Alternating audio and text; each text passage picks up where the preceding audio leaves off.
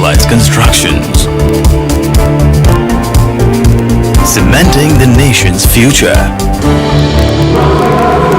Simba Cement, the strength and pride of Kenya. Now also produced in Nakuru and Mombasa. Je, maumivu ya kichwa na kukosesha amani? Kaluma Strong hutuliza maumivu ya kichwa, maumivu ya mwili na hata huondoa joto jingi mwilini. Kaluma Strong ina aspirin kama kiungo. Maumivu ya kizidi, muone daktari. That is what this could be. Hii yote ni 5 acres. We are going to build the greenhouse for you, sell the produce, na pia tutagawana faida. 75%, 25%. You mean 75% for me? Sign hapa kwanza. First year yield itakuwa ni 67%. Na kuna taxes. You mean tax? Sign hapa na hapa. Additionally, kuna 2% facilitation fee na warehouse charges. Sign hapa ya mwisho. And this is a sure deal. Completely transparent. Okay.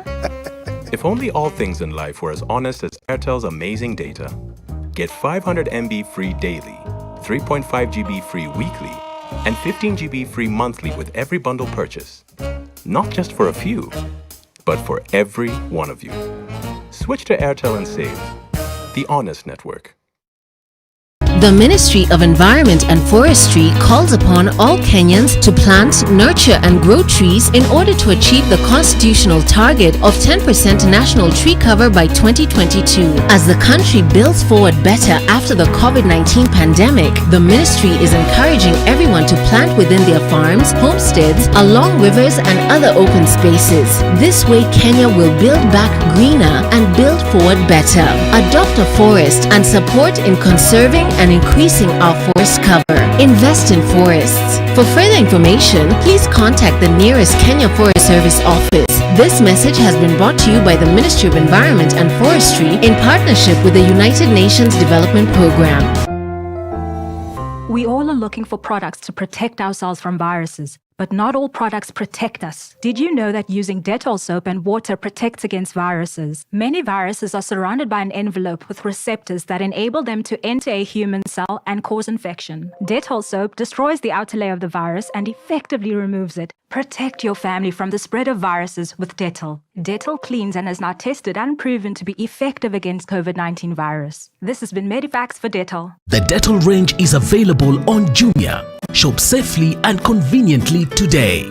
Family Bank and Simba Corp have been in collaboration to help you grow your business by offering affordable financing for acquisition of brand new commercial vehicles. Access up to 95% financing with a flexible repayment plan of up to 60 months and enjoy a 2-month repayment holiday. Call us today on 0703 095 445 or visit any of our Family Bank branches and Simba Corp dealers and branches countrywide. Terms and conditions apply. Family Bank, with you for life. Family Bank is regulated by the Central Bank of Kenya.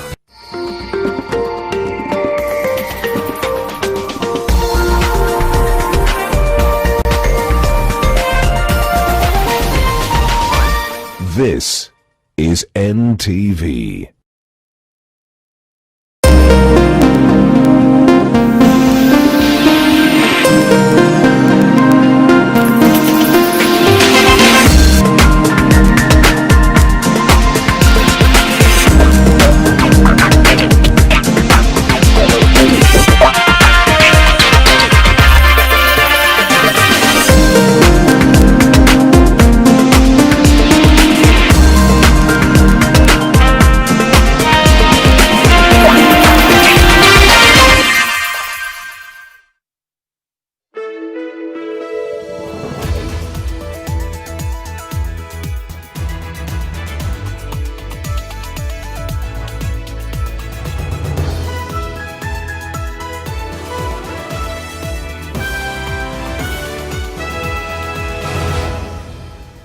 A very good evening to you. It is 9 o'clock on this Thursday night. This is NTV. Here are top stories. Tonight, hundreds of police, tear gas, and a bounced rally for the deputy president. Even if they disrupt our meetings of Hustler, yes, let them know all of Nyamira is Hustler netted. Yes! cabinet endorses new rules on public gatherings despite concerns of illegality. That is turning logic over its head. It's the culmination of the height of impunity on the part of the government of President Uhuru Kenyatta. DP Ruto slams police as the battles in government rage on. Unajua polisi tunalimwa pamoja, tunatukanwa pamoja. And President Kenyatta assents to the county allocation of revenue bill, but there seems to be a hitch at the center of UHC. We are now going to revert to the collection of charges in our hospitals. Plus, displeasure amid back-to-school pressure. Watoto wanasoma ndio, lakini jioni na mvua ndio hii. Watoto watafika nyumbani na mvua. I would really request the minister that it should really shelve any idea. Also tonight, Westgate terror attack suspect was acquitted, then allegedly accosted. The armed men informed them that they were security agents. Then they just picked on Liban, manhandled him into the boot of their car.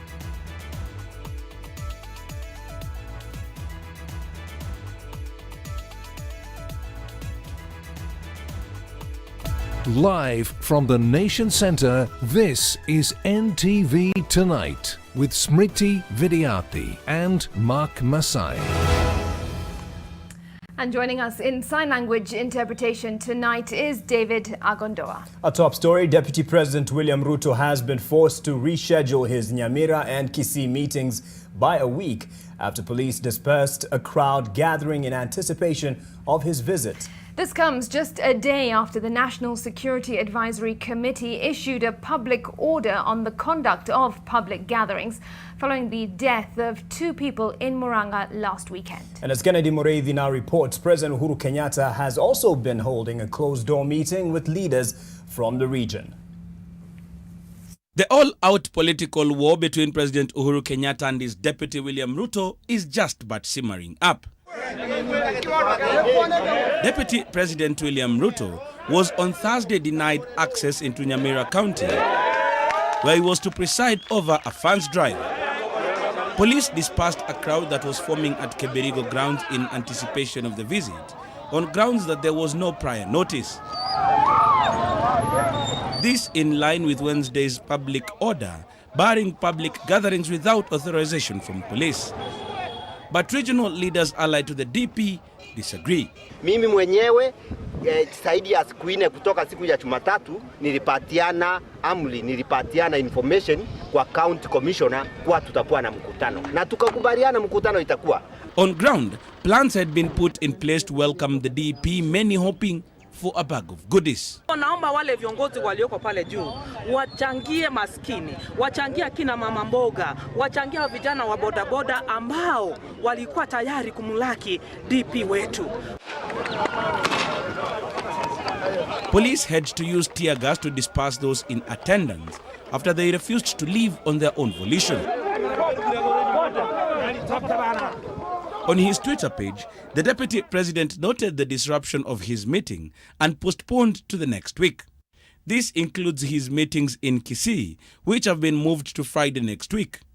The DP noting that his meetings were not political and would continue. Katika ile wizara ya interior, kama kuna nia yeyote ya mtu yeyote kuwania urais 2022, ni heri ukuje usungumze na watu, usitumie ofisi yako ili kusurutisha wengine.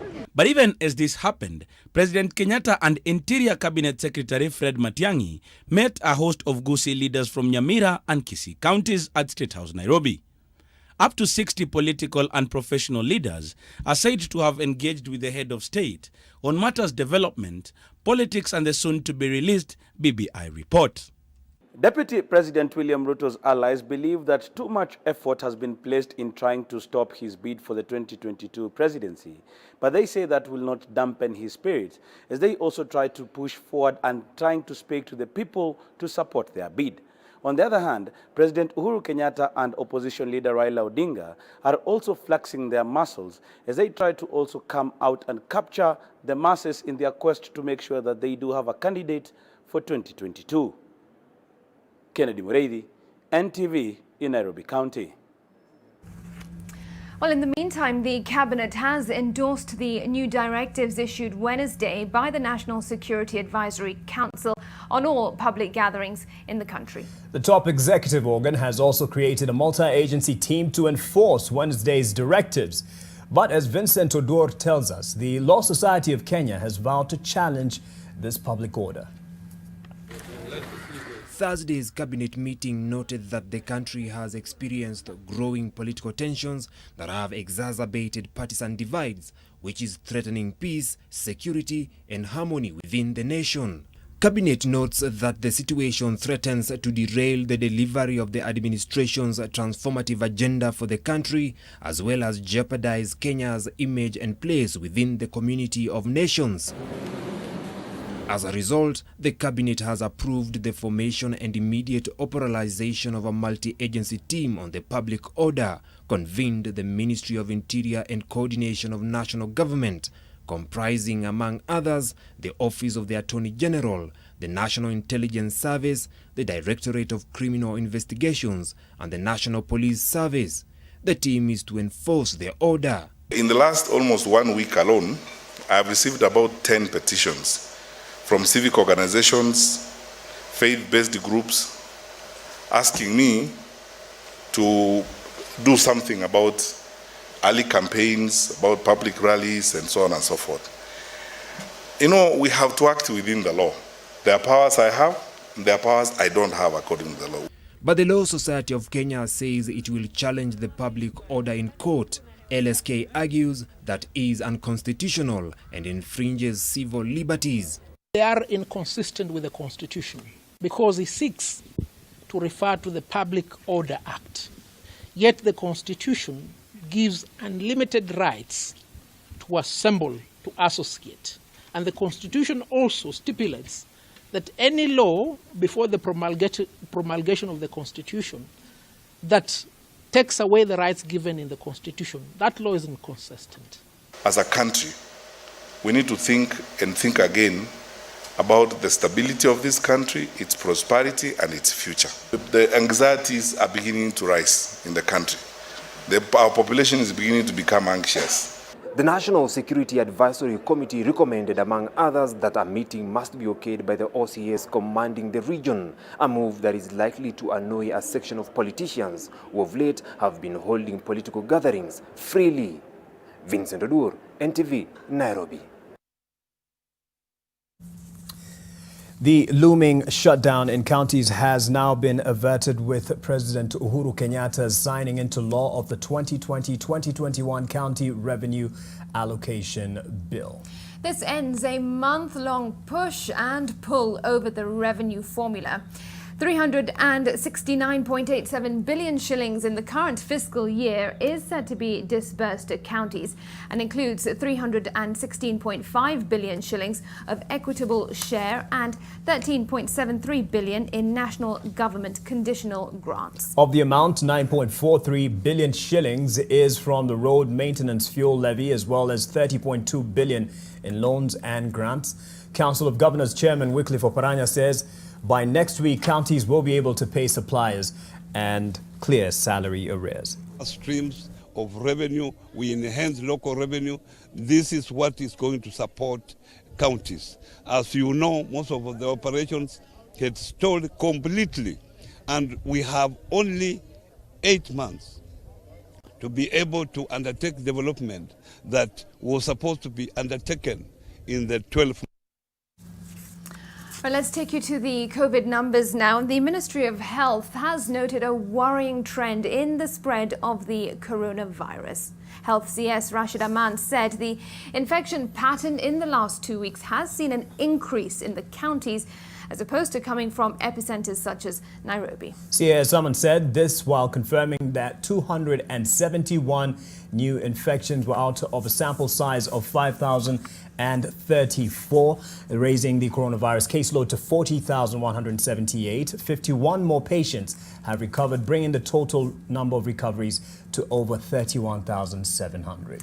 The death toll, however, has risen to 751 after 3 more patients succumbed to the virus.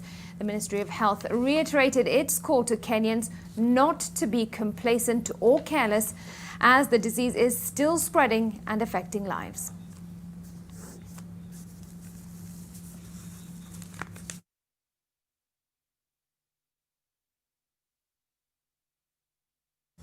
To Education Matters now, and the Kenya Private Schools Association is asking the government for a bailout just days before the reopening of schools across the country.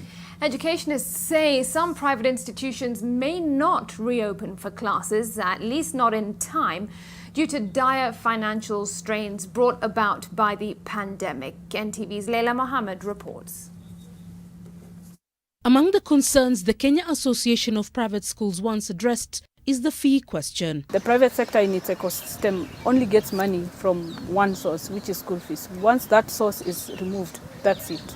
The KPSA is now urging member institutions to ease pressure on parents by considering flexible payment terms based on case-by-case basis. KPSA also wants the government to expedite the release of some 7 billion shillings stimulus package promised to private schools to cushion them from the impact of the pandemic. At the same time, the association is asking member institutions not to victimize learners based on attendance of virtual lessons during the period out of school. But even with this, some learners may not find school as they know it. At the Roka Private School in Mwea, some tidying up is required before learners can resume. Yes, we have got chicken as usual, but we have transferred them to safer areas where there will be no contact between pupils and the chicken.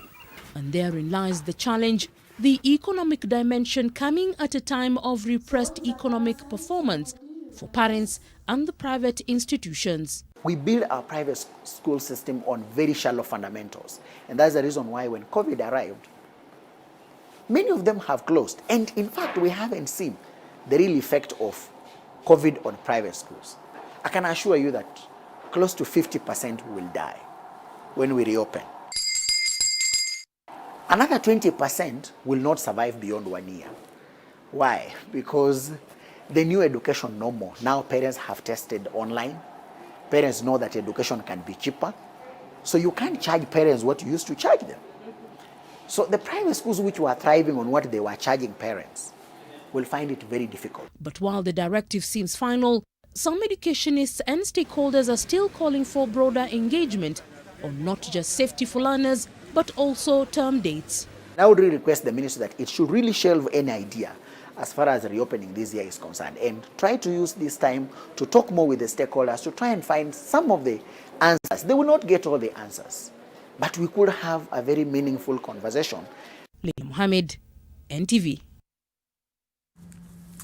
Well, with Form 4 and Class 8 candidates, as well as the Grade 1 students expected to report to school next week on Monday, hundreds of students in 26 schools in Baringo County are in a dilemma after their schools were affected by the recent flooding that's been caused by the rising water levels in Lake Baringo and Lake Bogoria. The government has, however, planned that students from the affected schools will have to study in the neighboring facilities, but it is not clear how that will play out because, as Ruth Sarmo explains, parents are now concerned of the safety of their children, especially those that will have to travel for long distances to access their schools. In March, the COVID-19 pandemic shut the doors of classrooms and sent learners home. 7 months later, as learners prepare to resume studies, some in Baringo County have yet another problem.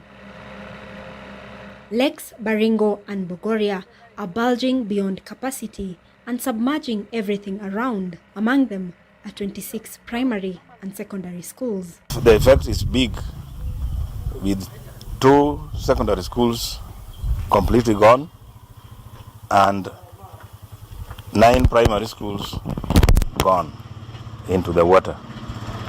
If schools are to open next week, as has been announced, it means the candidates of these schools will have to be placed in neighboring schools. where they can learn with those in those particular schools.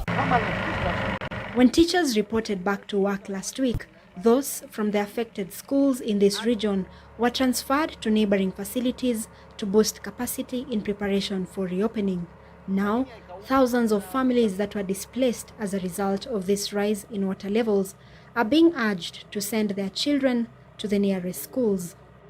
So the children will go to the nearest schools to where their parents have moved for the time being until new schools are constructed for them. But parents here have a serious logistical concern. Mtoto kutoka huko chini kuja na Marikat na kurudi tena jioni ama Masai zile zingine. Kama walisema watajenga mashule, ni muda gani watachukua? Wacha maneno ya kusema atakuja peleka hiyo watoto mashule nyingine. Iko bodi? Watoto wanasoma ndio, lakini jioni na mvua ndio hii. Hiyo watoto watafika nyumbani namna gani? Kuna wakubwa na kuna wale wadogo. Hawezi fika huko. Kwa hivyo hiyo ni kitu mtu bado kuja kuangalia, kufanya survey ya kutosha, aonekane kama inawezekana. Ni vile mtu anaongea tu vile anataka. Lakini kwa sisi tunaona bado tunahangaika. Hakuna shule hapa tafunguliwa. Ruth Sarmoi, NTV. Absolutely incredible scenes there. And just a correction, I beg your pardon, I had said grade 1, but the classes expected back in school on Monday are Form 4, Class 8 and Grade 4 students. How that will play out, we'll wait and see. Yeah. Now, here's the President's big 4 agenda item of universal health coverage on its deathbed. This is a question many are asking in the wake of the expiry of pilot services in 4 counties. Now, a national rollout of the program that had been planned for 2020 is seemingly shelved, with reports indicating that the funds were diverted to the COVID-19 response kitty. Eunice Omolo reports that governors are now asking tough questions. We are now going to revert to the collection of charges in our hospitals, in our level 4 hospitals and level 5. It is this announcement by the governor of one of 4 counties that participated in the Universal Health Coverage pilot program that has left more questions on the lips of Kenyans. Many wondering whether it means the end of what is one of the government's big 4 agendas item. User fees was removed. But as I have said, because this was very supply driven, when the support from the national government for drawdowns and also for that had been promised for strengthening health system ended in March, then we have seen that the user fees has basically come back. Last year, the government announced plans for a national rollout of the program, but the arrival of the coronavirus will change the course of things. The challenge we have is that right now many of the reimbursement funds that are going to the counties from NHIF are ending up in the county revenue fund and not in the facilities which provided the care. And therefore there's a lot of complaints from the facilities themselves that the counties are seeing health services as a revenue source. Governors of pilot counties now seem to be throwing in the towel. We cannot sustain without partnering with the national government. I have to tell you the truth, because medicine is very expensive. And we can pay health workers, but we cannot pay for medicine throughout, So there has to be some input. A planned meeting between the Council of Governors and the Ministry of Health next week may shed light on the way forward, according to the COG chairman. We are on track to be able to launch UHC, and in the next 1 week or 10 days, we'll commence national biometric registration of the indigents. The government insists it is still on course. Eunice Omolo, NTV.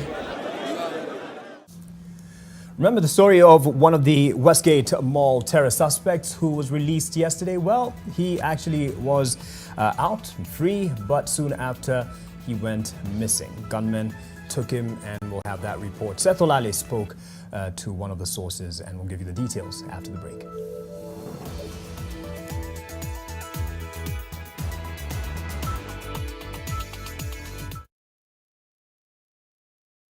Get fresh, gotta get fresh. Down is no boom boom pow, down is boom boom pow. Smells baya na uchafuzi na zidi na improve downy. Protect nguo zangu na nukia niko safi. Lazima niwe fresh.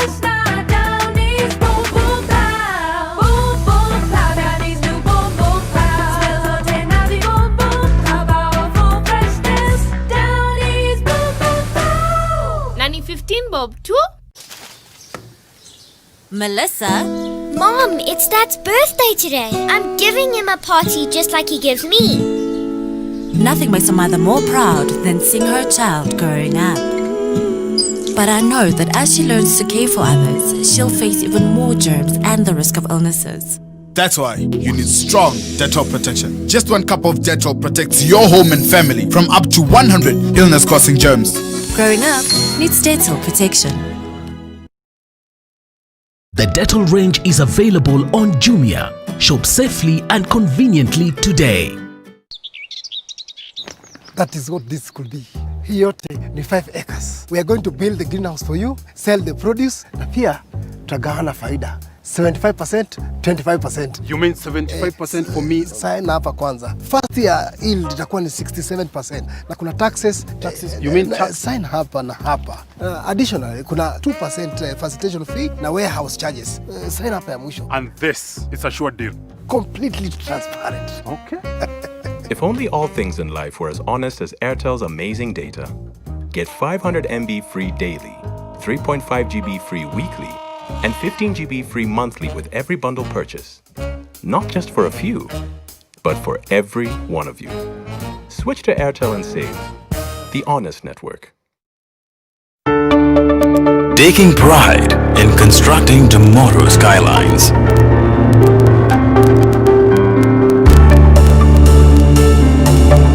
Adding strength to Kenya's landmarks.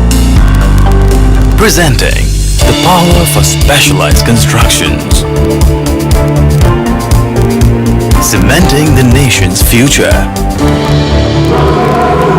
Simba Cement, the strength and pride of Kenya. Now also produced in Nakuru and Mombasa. Last week, I murdered a rock, injured a stone, hospitalized a brick. Brilliant Kipchoge from Mohamed Salah. Been chopping trees. I done something new for this fight. Bad. I'm gonna show you how great I am.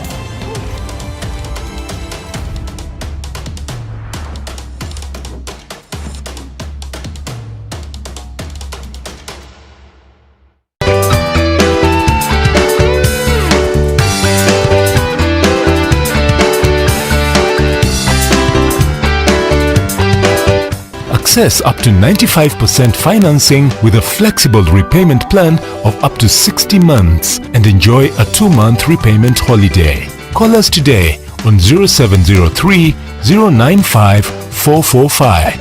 Family Bank, with you for life. Fresh Fry Premium Cooking Oil now has a new look and an advanced spout and seal. Triple refined, zero cholesterol and natural vitamin E. Fresh Fry, always heart friendly. Now it's even more cooking friendly. Fresh Fry, the premium cooking oil for healthy living. Parenting is all about learning when to be tough and when to be gentle. Tough, gentle. But when it comes to fever, you need to be both. Panadol Baby and Infant starts to work on fever in 15 minutes and is gentle on the tummy. Tough call. Panadol Baby and Infant. Tough on fever, gentle on your child. Light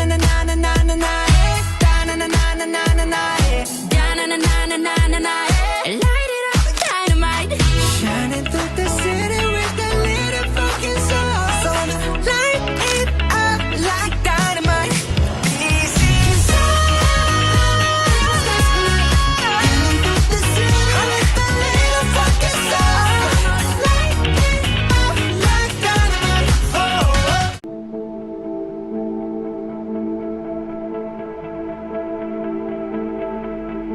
In our calling to serve God and humanity, our vision is clear, our mission unwavering. We ride over obstacles and take life disruption in stride. Since March 2020, we have leveraged digital technology to do better, more efficiently and effectively, that which has set us ahead above the rest. Through and virtual learning, our students enjoy non-stop learning wherever they are, whenever. Friday the 9th of October 2020, we celebrate our 29th graduation ceremony. Our intake is ongoing, so please visit our website at www.spu.ac.ke for all our programs. This is St. Paul's University, your university of choice. And now that it has been confirmed that Mashati is a president kushonwa na mafundi wa Kenya, we now know why the last time the president was supposed to address the nation on Friday and the address was pushed to Monday. Na hata hiyo Monday shati ya kufungua haikuwa imefika, ilibidi afungue na suti. It took me 3 years to obtain a driving license. Your driving license is 1 year shy of a KCSE certificate. That is a very nice way of putting it. Yes, your driving license imeenda high school. Are you looking to settle your family in an affordable, clean and serene environment? Get your value-added plot at only 1.295 million shillings. We also have flexible payment options of up to 12 months. Call us today on 0790 300 300.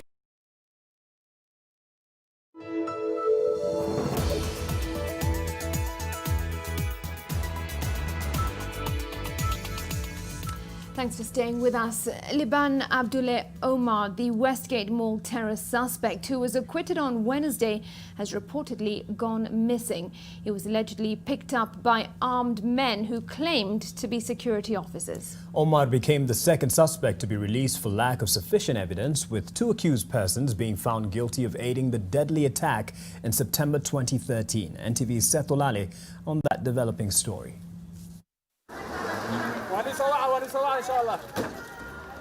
Liban Abdullahi declared to his family outside the Milimani law courts shortly after being acquitted of all charges relating to the September 2013 Westgate Mall terror attack.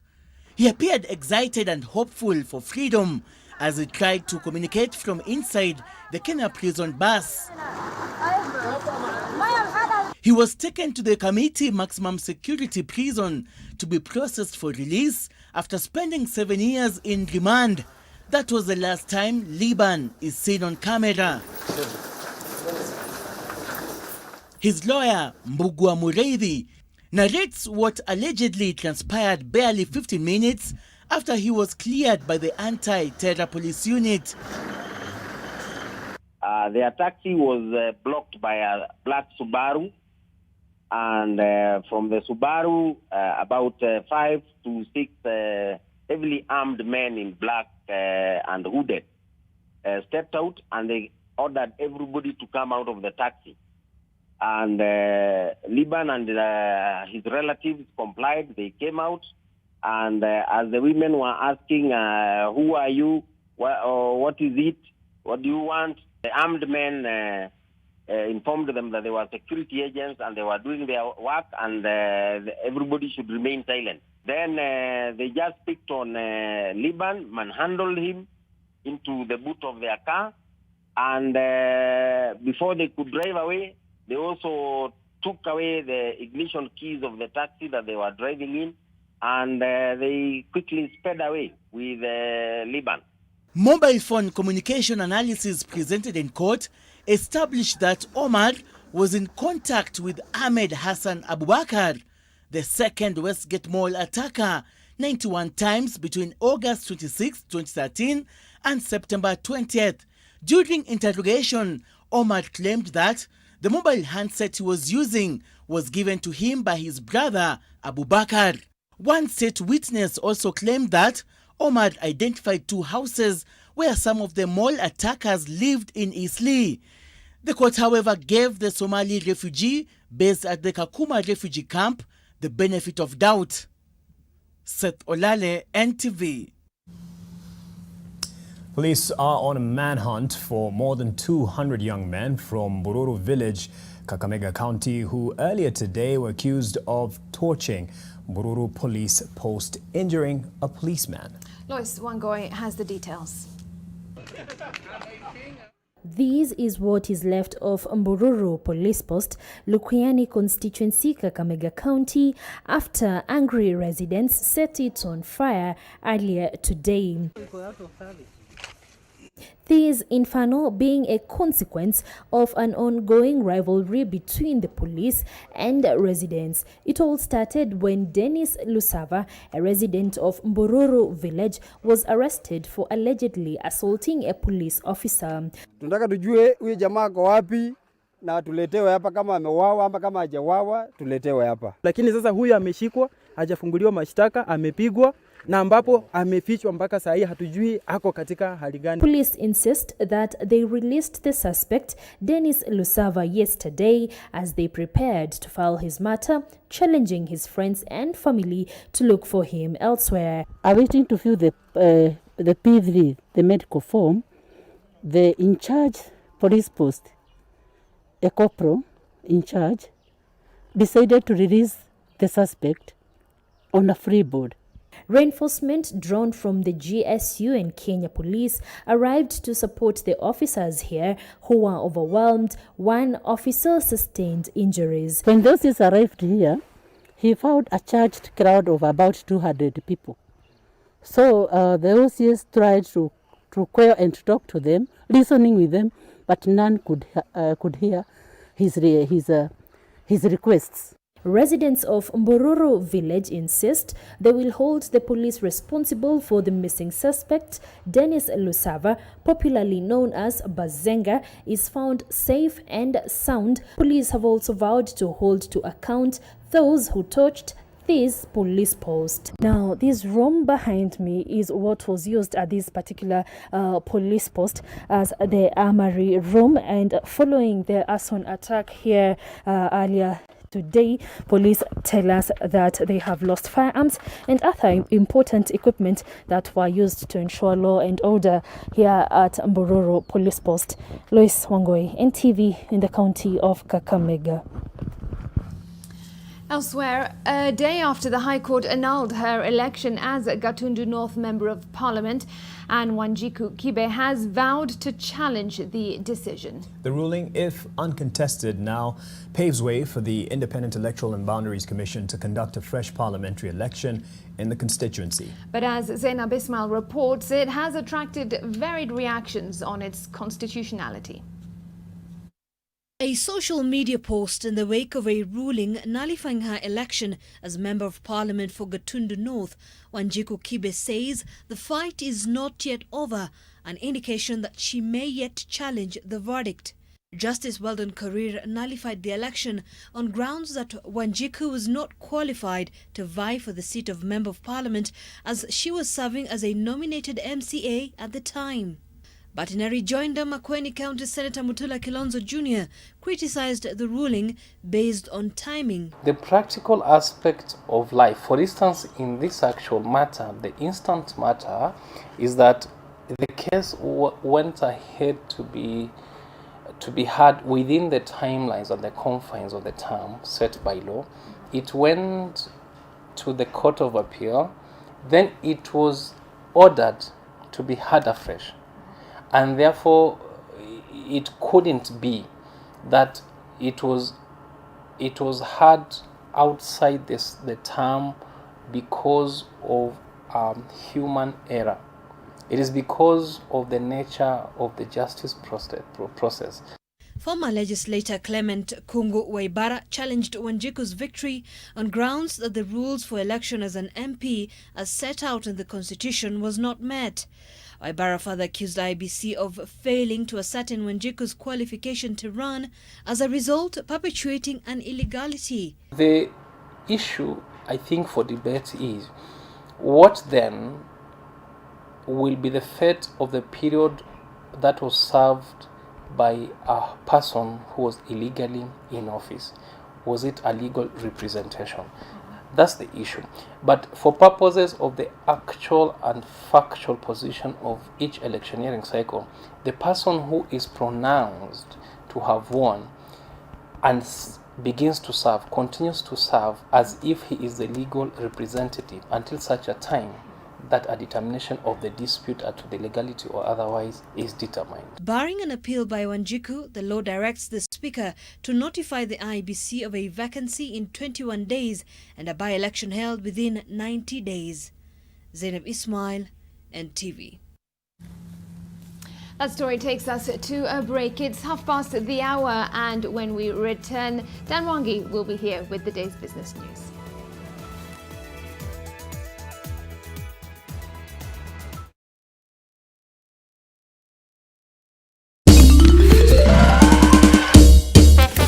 Sona moja imetengenezwa kwa njia spesheli ili kupambana na maumivu kwa haraka. Sona moja ina aspirin kama kiungo. Sona moja, kitulizo kamili. Maumivu yakizidi, pata ushauri wa daktari. We deal with hospitality, restaurants and catering supplies. After COVID was announced in March, so of course we didn't want to handle cash. We got pay with equity. And also so many of us were working from home. So that meant we got easy biz. That made a big impact. You can transact, you can transfer money to your account. We used to receive our statements monthly on email. Now we get them anytime we want. So for the pandemic, that has been awesome. After COVID-19 pandemic, we got Easy Pay. You can receive money from different platforms. We have a SIM card and a phone. Someone pays and we get a message immediately. Unlike the past where we had to go to the bank, the pandemic has left more distraction than even the virus itself. Our business is still there thanks to things like Easy Pay and Easy Biz. If that wasn't possible, things would have really gone south. Post-COVID, we also need to hit the ground running. We're moving paperless, we're moving cashless with equity.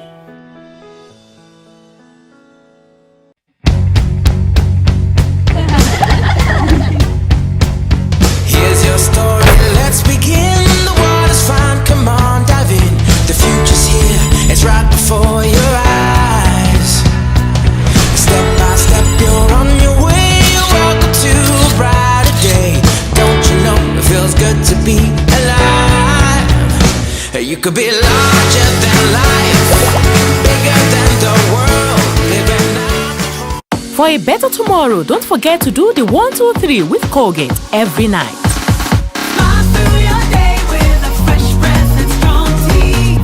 Introducing Centric Courts Apartments in Tindigwa, Kiambu, located just 12 kilometers from the CBD.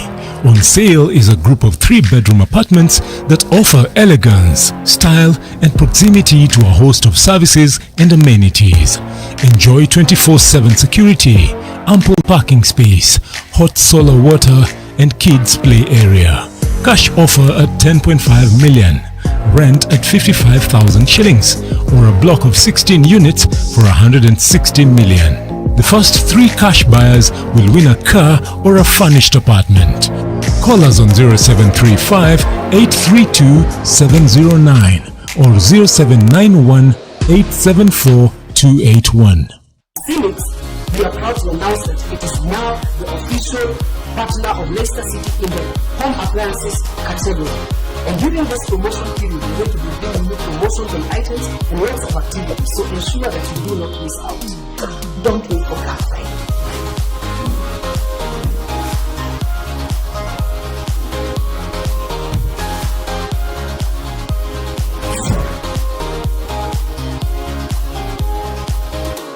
Building tips for high-rise buildings should be bought from reliable sources. Strength of the cement must be a minimum of 42.5. Sufficient curing time with constant pouring of water. Must be kept certified. Exactly 50 kilograms guaranteed in each bag. Adding strength to Kenya's landmarks. Power for specialized constructions.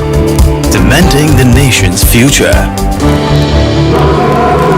Simba Cement, the strength and pride of Kenya. Now also produced in Nakuru and Mombasa. Want to go shopping or fuel your car? You need a safe payment solution. Tap to pay with your Visa contactless card.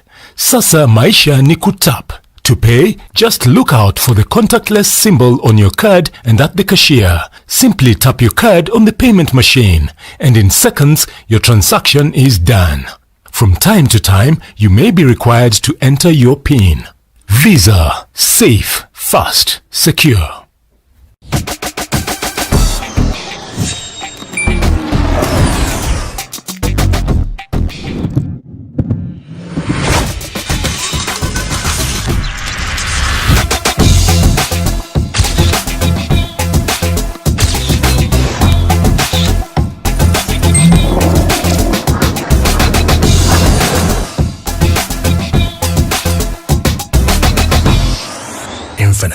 The future is now. Parenting is all about learning when to be tough and when to be gentle.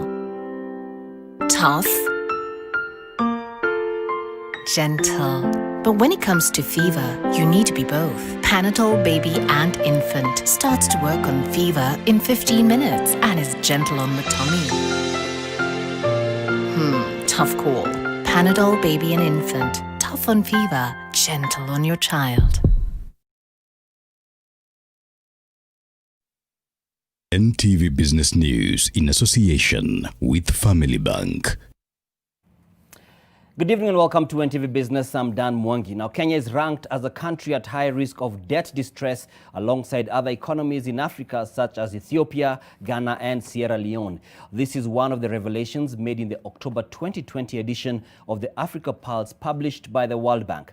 The report comes at a time when Kenya's public debt stands at 6.7 trillion shillings, having grown by 576 billion shillings since the start of the year.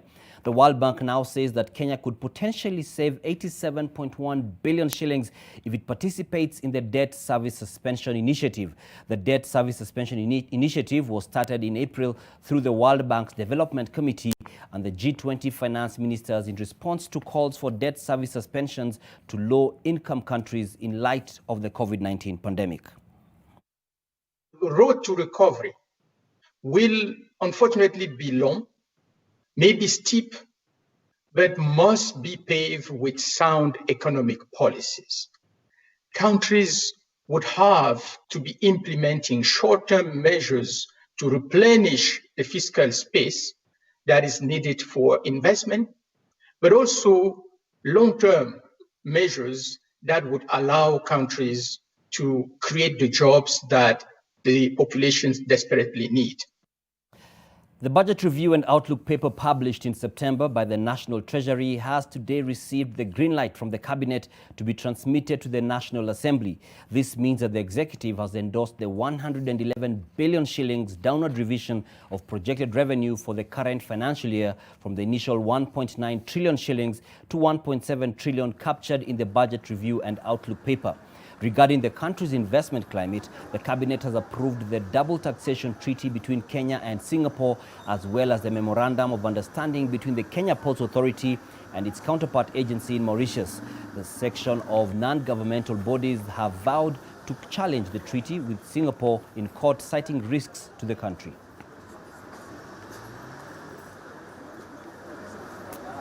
Now, the High Court has granted the Kenya Tea Development Agency, that's KTDA, the go-ahead to proceed with the election of its directors after dismissing an application by the Agriculture and Food Authority and the Cabinet Secretary for Agriculture, Peter Munya.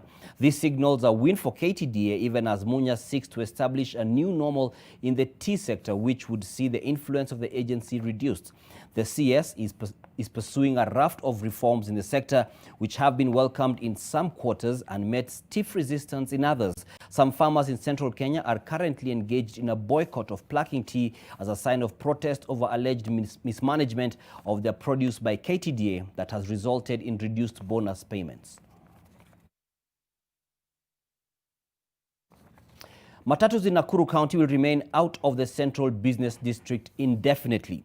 The county government says this resolve is in the interest of public health safety as COVID-19 infections in the county continue to surge, and also in preparation for the elevation of the county into a city.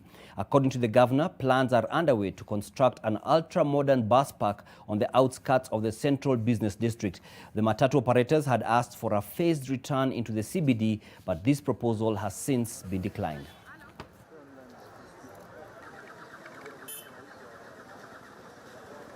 Na sisi wote tunataka maendeleo, Your Excellency.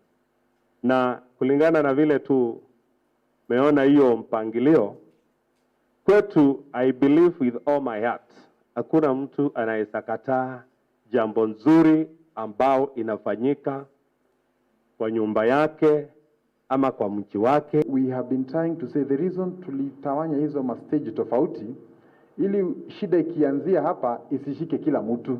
Tunaweza tukasema hiyo shida iko localized. That was the essential thinking at that time.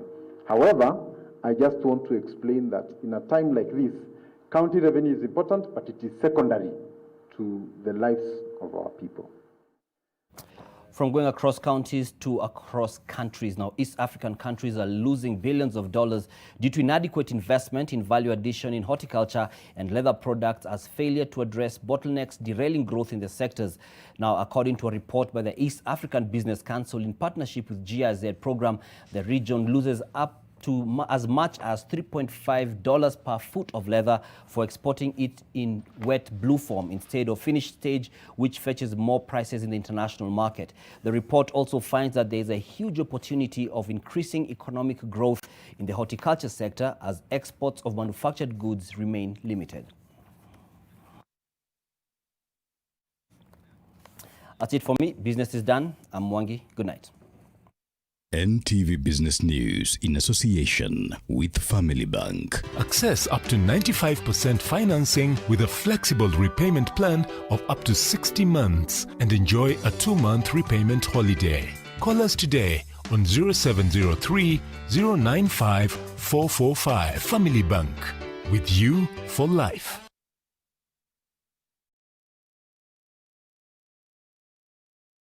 Ajali katika sekta ya bodaboda zinaendelea kuongezeka kila siku. Chanuka na Bodaboda Insurance imeletwa kwako na Chanuka Fintech wakishirikiana na Credit Bank na kuwezeshwa na M-Pesa. Kujisajili kwa Chanuka na Bodaboda Insurance, bonyeza *277#, weka shilingi 200 kila siku kwa siku 10, alafu ufuatilie na shilingi 50 kila siku kwa miezi 6, au ufuatilie na shilingi 300 kila Friday kwa miezi 6. Family Bank and Simba Corp have been in collaboration to help you grow your business by offering affordable financing for acquisition of brand new commercial vehicles. Access up to 95% financing with a flexible repayment plan of up to 60 months and enjoy a 2-month repayment holiday. Call us today on 0703 095 445 or visit any of our Family Bank branches and Simba Corp dealers and branches countrywide. Terms and conditions apply. Family Bank, with you for life. Family Bank is regulated by the Central Bank of Kenya. Every time Granny arrives, she always has a small reward for her. I made this for you today. Ah, thank you, my baby. It's so beautiful. Wow! She's happy, and I trust it because it's made with milk and other carefully controlled ingredients without any colorings or preservatives. Care has been taken to make it. I love to see her happy because it meets her taste and fantasy. Kinder Joy, my trust, their joy. Benefits of My Ride app. Under our fleet management application, we service your car. Assign a driver to eat for My Ride app. Fuel your car. Ensure security of your vehicle with a guaranteed monthly income of up to 40,000 Kenya shillings. Sio stress ya kumanage driver, maintenance, sijui fuel, imewachia My Ride. Mimi kazi yangu ni kuendea 40,000 every month. Bring your car and make money stress-free. Just collect up to 40,000 Kenya shillings monthly with My Ride. Hello, Susan. Yes, you. Holding that pack. I know you've been avoiding me because in the past I've made you uncomfortable. Maybe even caused you pain. But I want you to know that I have changed. For you. Hey, what is this? You can love me again if you're willing to give me another chance. Meet me at aisle 4.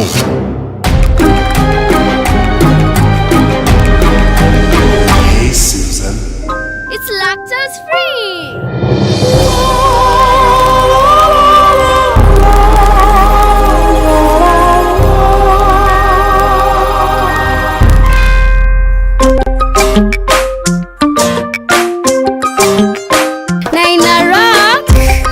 You love milk, and now there is milk that loves you. With Gold Crown lactose-free milk, you can enjoy the richness of natural cow's milk without any of the digestion discomfort. Gold Crown lactose-free milk that loves you. Mix of the Week in association with Airtel. Don't check my energy.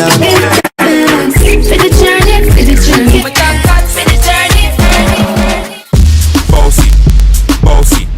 Look in the mirror, say yes, I'm the best. This is a short deal. Completely transparent. Okay.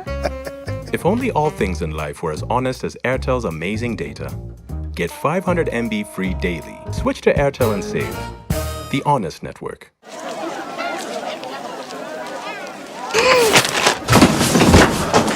Do your gums hurt? Yeah. Does your toothpaste contain sage, eucalyptus, myrrh, chamomile? All that in one toothpaste? Yes, try Colgate Herbal. Colgate Herbal contains nature's best herbs and Colgate's fluoride technology to give you strong teeth and healthy gums.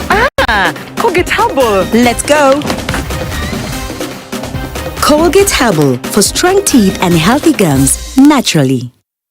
With the Stay Soft refill, saving money is as easy as snip, pour, mix with water, and shake. Stay Soft refill. It's 2 liters of Stay Soft for up to 30% less. Welcome to Safaricom Sacco, where we use innovation and technology to enhance customer experience. Did you know that you can join Safaricom Sacco? Membership is open to individuals, and corporate employees can also be enrolled on checkoff. As a member, you save and enjoy affordable loans at favorable interest rates and mortgage facilities. Visit our website or chat us on our website for more information, www.safaricomsacco.com, or call us on 0111 222226 or 0111 222227. Safaricom Sacco, empowering you. That is what this could be. Hii yote ni 5 acres. We are going to build the greenhouse for you, sell the produce, na pia tutagawana faida. 75%, 25%. You mean 75% for me? Sign hapa kwanza. First year yield itakuwa ni 67%. Na kuna taxes. You mean tax? Sign hapa na hapa. Additionally, kuna 2% facilitation fee na warehouse charges. Sign hapa ya mwisho. And this is a sure deal. Completely transparent. Okay. If only all things in life were as honest as Airtel's amazing data. Get 500 MB free daily, 3.5 GB free weekly, and 15 GB free monthly with every bundle purchase. Not just for a few, but for every one of you. Switch to Airtel and save. The honest network. Wakenya, hii fight hatukuchagua, lakini tuko na choice. Tuchague kujilinda. Tuchague kuprotect familia zetu. Tuchague usafi. Kuosha mikono. Kuosha manyumba zetu. Ndio tulinde watoto wetu. Na tuvae mask. Future yetu iko mikononi mwetu.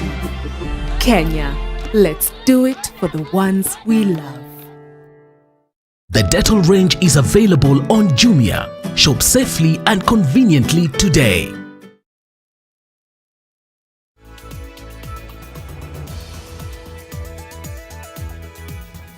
Thank you for staying with us. A policewoman from Makueni Police Station is in custody for alleged attempted murder. Nancy Njeri is said to have attacked Onesmus Masaku, a Makueni-based lawyer, at his home in Watered Town, chopping off his hand in the process. Onesmus is said to have been with Nancy Njeri, a police officer at the Makueni Police Station, said to be his lover, in his house in Watered Town on Wednesday night when the incident happened. Earlier claims indicated that Njeri turned down his sexual advances, and when he insisted, she chopped off his hand with a machete, claims refuted by neighbors. Nikasikia mayoyo juu. So kwenda kuangalia, tukapata ni mtu wamemaliza kukatakatana kwa nyumba, then amelala hapo chini na damu ilikuwa inatoka sana. Baada ya hapo yule alikuwa anamkata, alikuwa anateremka ndio atoroke. Ile information ilienda hapo mwanzo ilikuwa ni kama inataka kuwekelea wakili makosa hata kabla ya uchunguzi kufanywa. The Law Society of Kenya has come out to defend one of their own. In a tweet, LSK chairman Nelson Havi writes, and I quote, "Police in Makueni are complicit in the attempted murder of lawyer Onesmus Masaku by policewoman Nancy Njeri. The two unknown lovers and Njeri attempted to kill him after he refused to accede to her demands for marriage. Nancy Njeri should be arrested and charged." Kile tunataka na kile tunazingatia na tunauliza ni kwamba uchunguzi ufanywe vizuri. Masaku was first treated at the Makueni County Referral Hospital, from where he was then referred to Kenyatta National Hospital in critical condition. Helen Aura, NTV. Well, from Makueni, quick recovery to Masaku, by the way. Sports is up next. Ida Waringa is on that agenda. Stay with us.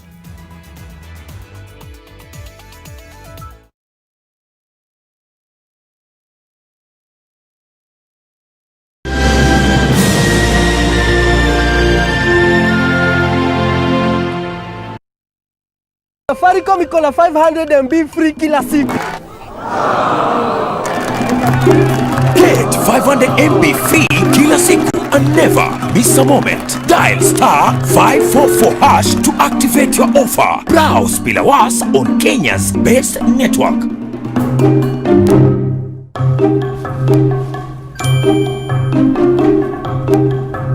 Shushu, wamesema hakuna harusi. Kwa nini? Hapana, haiwezekani. Mamisha harusi lazima itaendelea. Nani anasababisha harusi? Coffee. Sababu ya coffee.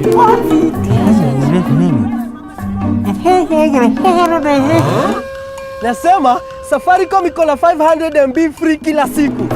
Sasa tunaweza kustream hii wedo.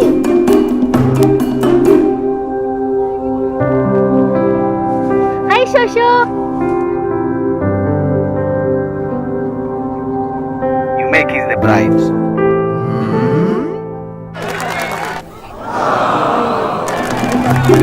Get 500 MB free kila siku and never miss a moment. Dial *544# to activate your offer. Browse bila was on Kenya's best network.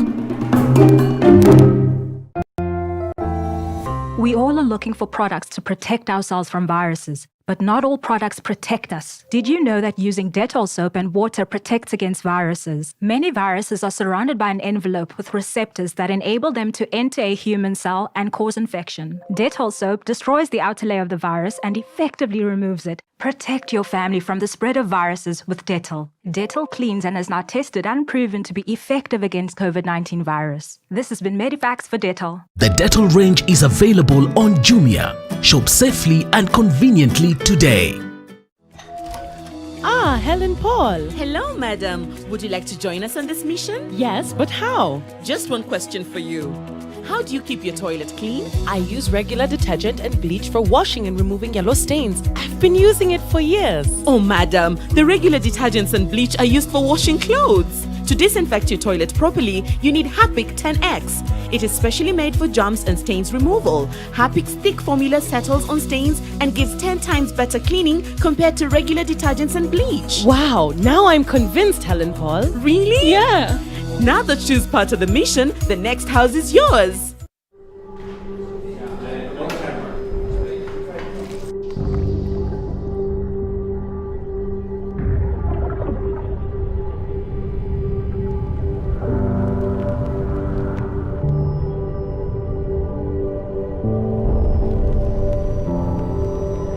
Beat sensitivity pain fast with Sensodyne Rapid Action for clinically proven relief in 60 seconds.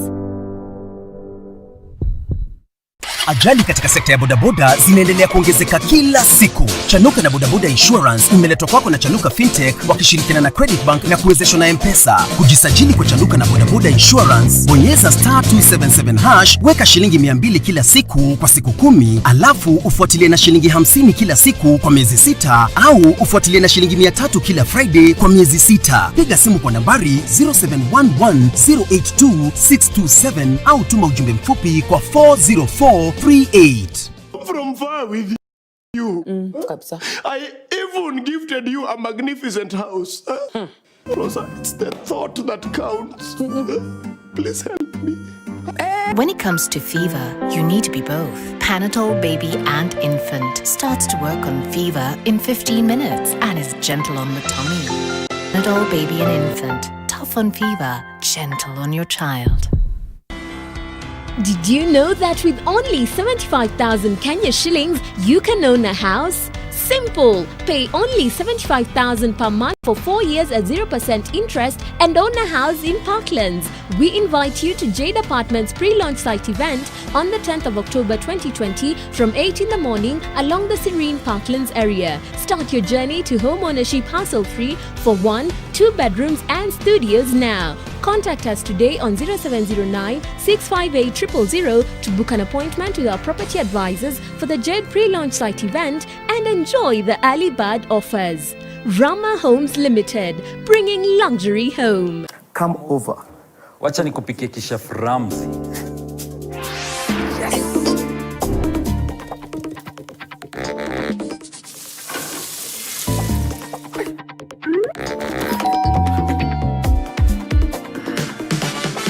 Rina vegetable oil stays liquid to the last drop, so it's smooth cooking from start to finish. Now with an easy-to-pour cap. Mapishi poa, madishi poa. Credit to you if you stay at home. If you must shop online, use your NCBA credit card. Stay home. Stay safe.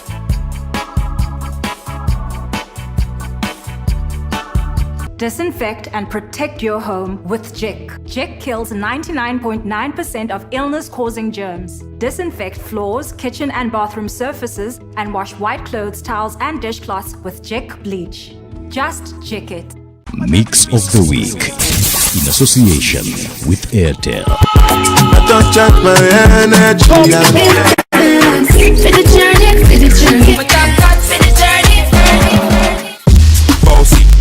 Bossy. Look in the mirror, say yes, I'm the best. This is a short deal. Completely transparent. Okay. If only all things in life were as honest as Airtel's amazing data. Get 500 MB free daily. Switch to Airtel and save. The Honest Network.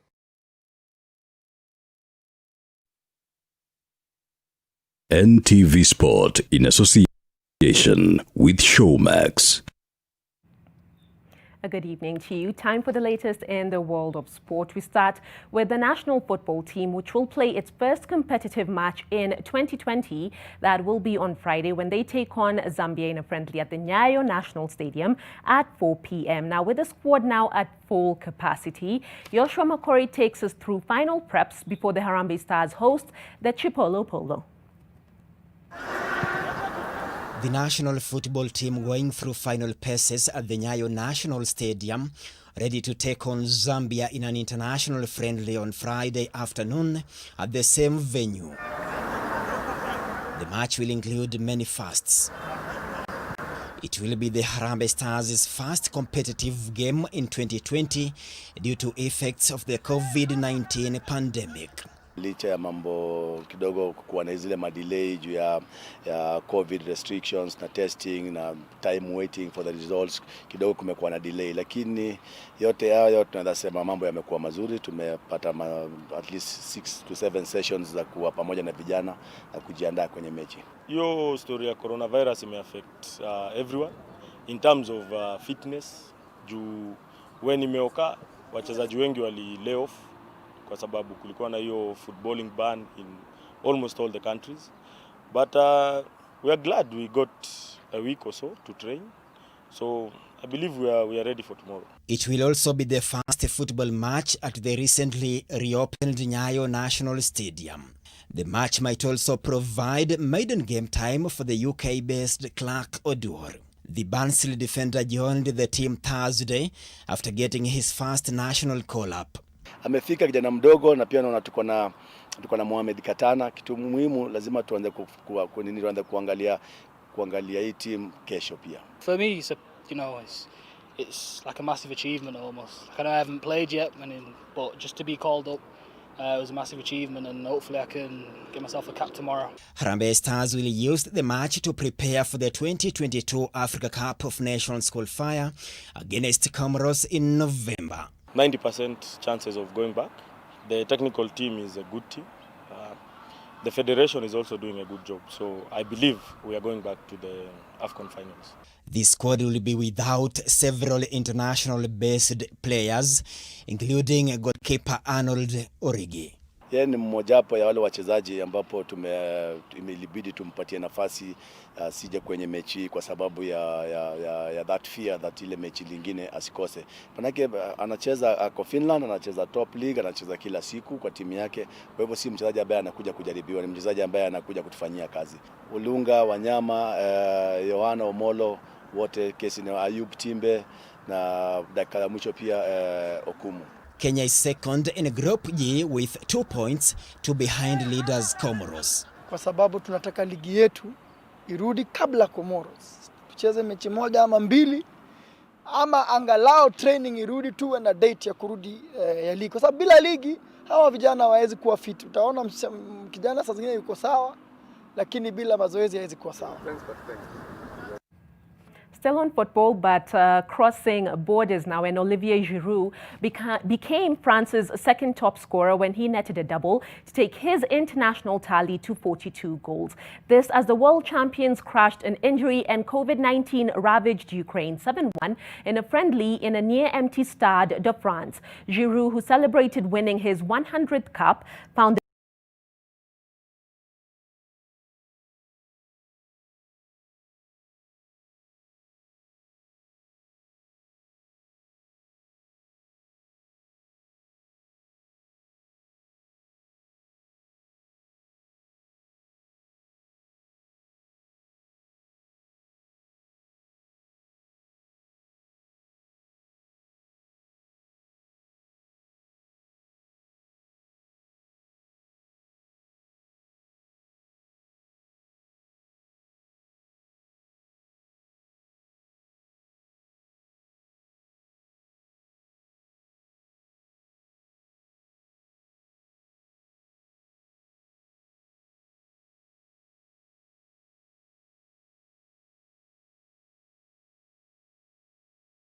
smashed the men's 10,000 meters world record as Ethiopia's Letesenbet Gedi broke that of the women's 5,000 meters in Valencia. 24-year-old Cheptegei clocked 26 minutes 11 seconds flat to beat Kenenisa Bekele's 15-year-old record time by more than 6 seconds. 22-year-old Gedi clocked 14 minutes 6.62 seconds.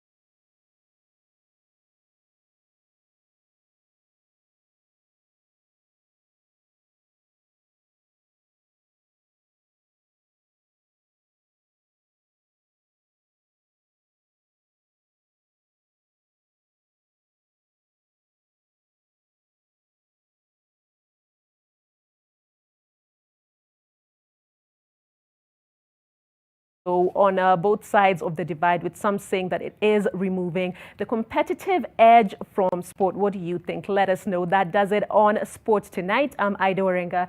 Enjoy your evening. NTV Sport in association with Showmax.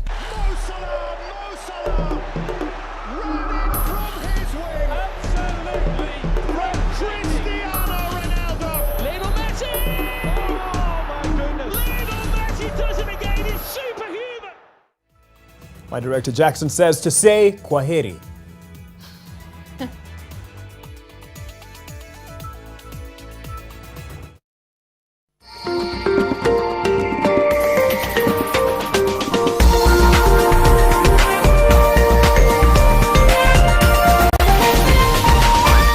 This is NTV.